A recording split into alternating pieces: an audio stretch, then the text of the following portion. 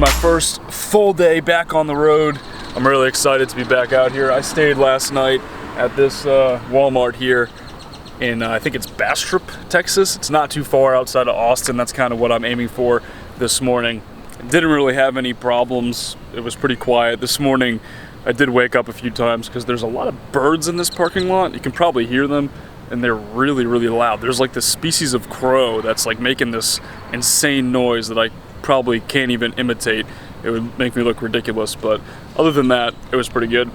So the first thing on the agenda today, I'm pretty excited, is to head to NLand Surf Park. It's this new surf park which just opened up here in Austin. It's the only park like this in all of North America so far. I mean, I think that they're going to start opening more up into the future, but this is kind of the test run here, I guess, and it looks really, really awesome. I mean, it's this wave, and it looks like it's a really fun little wave. I watched a lot of video on it.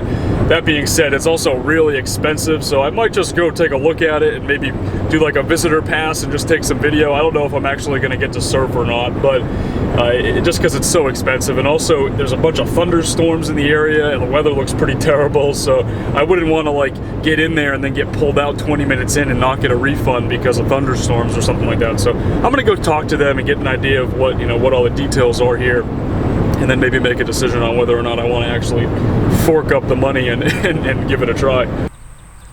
Yeah, I did it. I spent a lot of money, but I'm pretty stoked.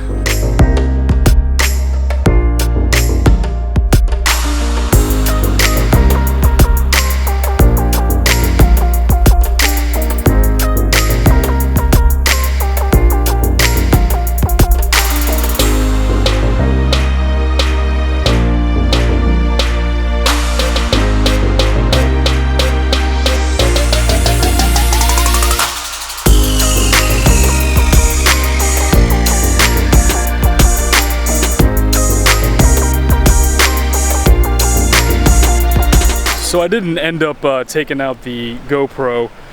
It was just, I didn't want to deal with having it out there, especially because the session ends up being less than an hour.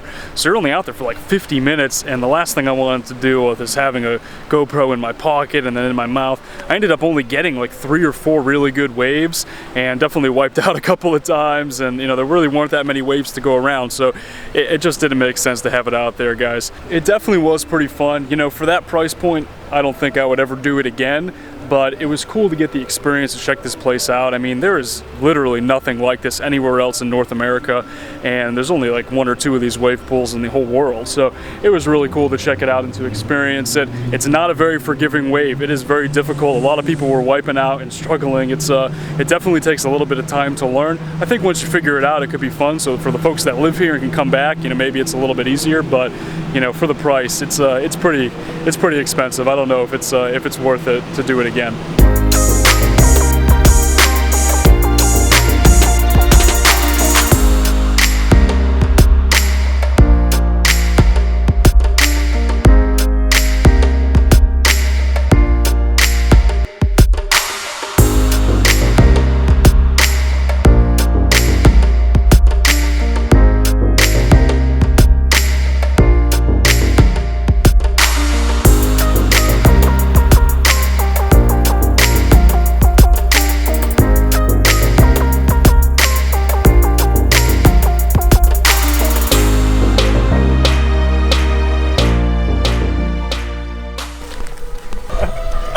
Y'all have a good one. Thank you.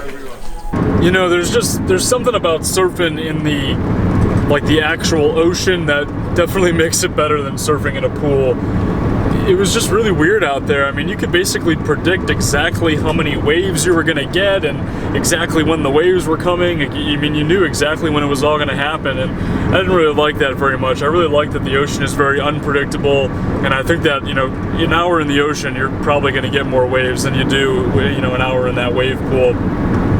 That being said, I guess I do understand the draw for it, especially if you're in a landlocked place and you're stuck in Austin or stuck in the middle of the country or something like that.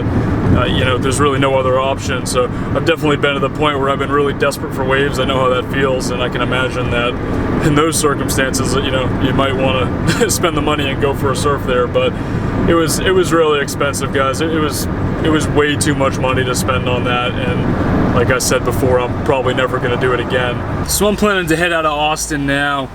You know, I was thinking about maybe going downtown, but I've been to Austin before, and I really just kind of want to get away from the traffic and away from the city and more west. It's just going to be really hot here tonight, and if I can get further west, it's going to get cooler. So my goal right now is just to spend the rest of the afternoon and evening driving as far west as I can.